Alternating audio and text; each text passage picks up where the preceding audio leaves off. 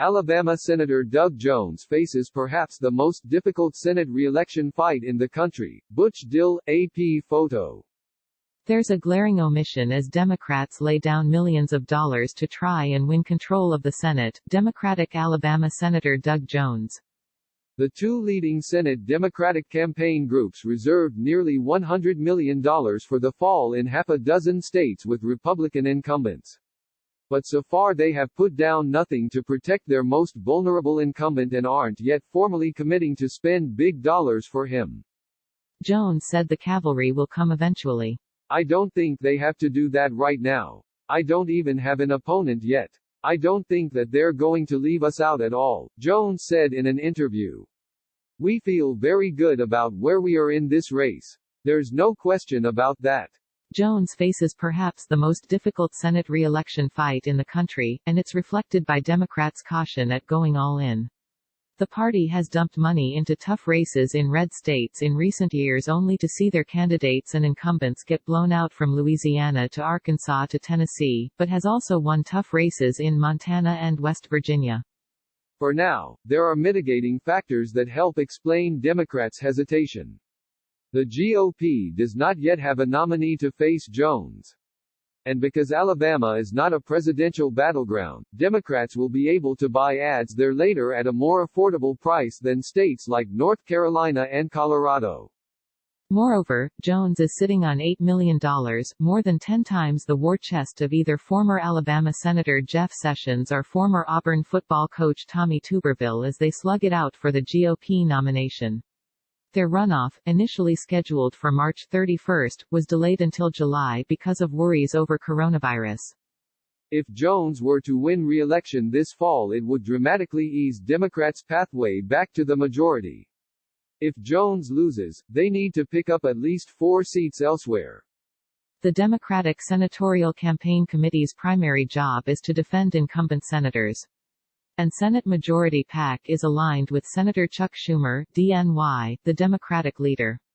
So it's notable that, as of May, neither has fully committed to Jones's uphill race. But Republicans say Democrats won't throw money into a race they can't win and are confident they will romp over Jones in Alabama, where Trump won 62% of the vote in 2016. Public polling for the general election is scarce, but the GOP sees the race as something of a layup. Jesse Hunt, a spokesman for the National Republican Senatorial Committee, said that Doug Jones has been abandoned because even national Democrats want no part of this suicide mission. Jones's seat is the one pickup we figured we were going to get, said Senator Mike Braun, who beat an incumbent in 2018. You're going to invest where you think there's a marginal return on investment.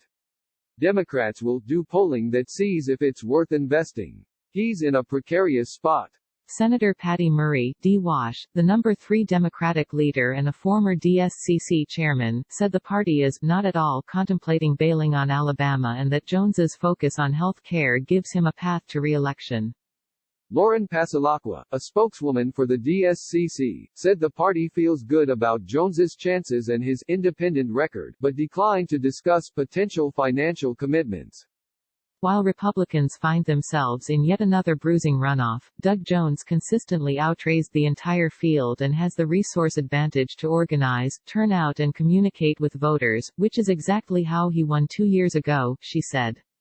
It would be almost unthinkable for Democrats to totally abandon Jones, given that the DSCC and Senate Majority PAC together sank nearly $12 million into Arkansas and $7 million into Louisiana in 2014 and nearly $6 million into North Dakota last cycle to protect incumbents who all lost by double digits. Yet in their initial 2018 reservations, the two Democratic groups booked ads for every incumbent who ended up in competitive elections. This year Democrats also haven't yet reserved money for Senator Gary Peters, D. Mich, their only other incumbent who also faces a potentially close re-election race. Rachel Irwin, a spokeswoman for Senate Majority PAC, said Jones is a strong incumbent, and his cash advantage will let him compete and share his story. There's no doubt that Alabama is a challenging state, but people have a tendency to underestimate Doug Jones at their own peril, Irwin said. Republicans have invested early to defend their most endangered senators. The National Republican Senatorial Committee and Senate Leadership Fund, which is aligned with Majority Leader Mitch McConnell, R-Key, have put nearly $12 million on the board behind Senator Cory Gardner in Colorado, a more expensive market than Alabama. Gardner's path to re-election is a bit easier than Jones, but he is still an underdog as an incumbent. Republicans say they haven't invested in the Alabama race yet because they believe it's a shoe-in, though they haven't ruled out spending in the future. And the GOP says Democrats are bailing on Jones, who won a 2017 special election against Roy Moore. He's been such a loyal lapdog for Chuck Schumer, we anticipate Democrats can't completely hang him out to dry.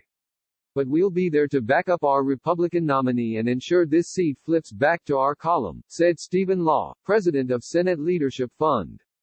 Moore, who placed a distant fourth in Mach's primary, was a flawed general election candidate in 2017 accused of pursuing teenage girls as an adult. But Jones's win there was nonetheless remarkable and hamstrung the GOP for nearly an entire calendar year by narrowing their majority to 51 seats.